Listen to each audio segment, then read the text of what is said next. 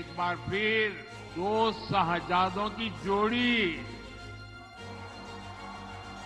उनकी फिल्म का शूटिंग चल रहा है आजकल, और ये दो शहजादों की फिल्म का पहले ही रिजेक्शन हो चुका है।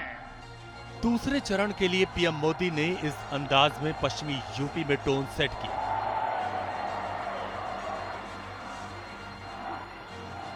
और बीजेपी के शक्ति प्रदर्शन का अखाड़ा बनी आबों का शहर अमरोहा लोकसभा सीट,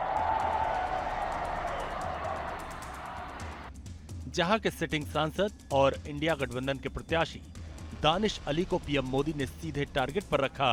वार किया कि दानिश अली को भारत माता की जय से भी आपत्ति। यहां जो कांग्रेस के प्रत्याशी हैं, उन्हें तो भारत माता की जय बोलने तक में आपत्ति थी। जिसको भारत माता की जय मंजूर नहीं, वो भारत की संसद में शोभा देता है क्या? ऐसे व्यक्ति को भारत की संसद में प्रवेश मिलना चाहिए क्या? मोदी की गारंटी, योगी के धाकड़ फैसले और सांस्कृतिक राष्ट्रवाद, जिसके सहारे बीजेपी ने मुस्लिम बहुल सीटों में से एक अमरोहा में बड़ी ताल ठोक दी। पीएम मोदी ने योगी के काम की तारीफ की और योगी के फैसलों के दम पर विपक्ष को आईना भी दिखाया। इन लोगों ने सपा, बसपा, कांग्रेस की सरकारें देखी हैं, वो जरा योगी जी के सरकार के काम को देख लें। योगी जी ने गन्ना किसानों की सबसे ज्यादा चिंता की। योगी जी ने अभी अभी गन्ना के मूल्यों में भी बहुत बड़ी बढ़ोतरी की है। अमरोहा के गन्ना किसान कभी नहीं भूल सकते कि पहले उन्हें भुगतान के लिए कितना परेशान किया जाता था। दूसरे चरण के शंखनाद के लिए पीएम मोदी ने अमरोहा को ही क्यों चुना, तो इसकी एक बड़ी वजह है टफ सीट को साधने की रणनीति। दरअसल 26 अप्रैल को यूपी की जिन 8 सीटों पर वोटिंग होनी है, इसमें मथुरा, अलीगढ़, अमरोहा, मेरठ, बागपत, गाजियाबाद, बुलंदशहर और गौतम बुद्ध नगर सीट शामिल है। पश्चिमी यूपी से ब्रज तक इस चरण में फैसला होना है। बीजेपी के टारगेट 80 में 80 के लिए ये चरण बेहद खास है, क्योंकि दूसरे चरण वाली सीटों में बीजेपी का विनिंग स्ट्राइक रेट 2019 में 90% के पार रहा था।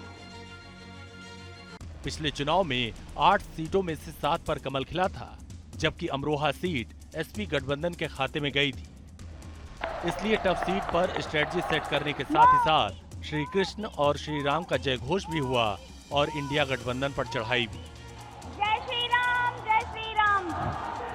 अमरोहा से पीएम मोदी ने राहुल के समुद्र में पूजा वाले बयान पर सैफई परिवार को भी लपेटा और पूछा कि क्या यदुवंशी परिवार को राहुल का बयान कबूल है। दरअसल 13 अप्रैल को महाराष्ट्र के भंडारा की रैली में राहुल ने पीएम मोदी पर तंज कसा था, जिसका जवाब पीएम मोदी ने दिया। लेकिन कांग्रेस के शहजादे कहते हैं कि समंदर के नीचे पूजा करने योग्य कुछ है ही नहीं।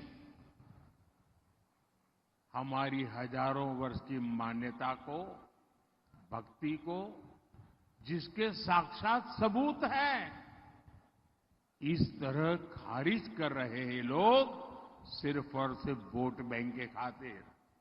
यूपी में समाजवादी पार्टी और कांग्रेस इंडिया गठबंधन के बैनर तले चुनाव लड़ रही है।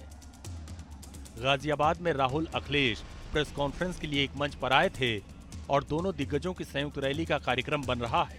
इससे पहले ही पीएम मोदी ने मोर्चा खोल दिया। तो भगवान का नाम लेता हूँ, असली भक्त हूँ भगवान, मैं दिखावा नहीं कर रहा, मैं पाखंडी नहीं हूँ। पाखंडी लोग ये सब करते हैं। आज जब पूरा देश राममय है, तो समाजवादी पार्टी वाले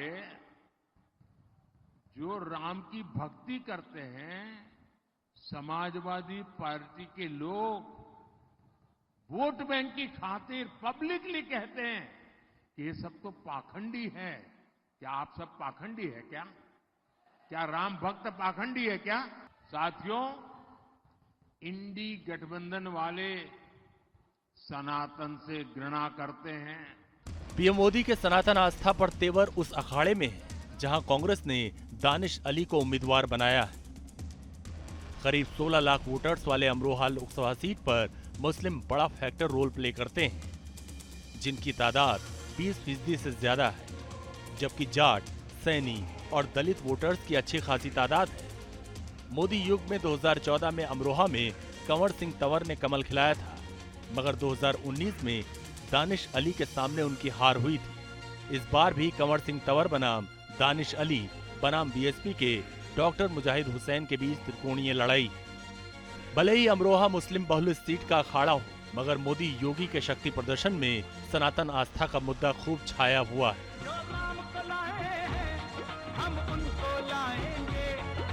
टीम न्यूज़ नेशन। दुनिया में फिर से हम भगवा लहराएंगे।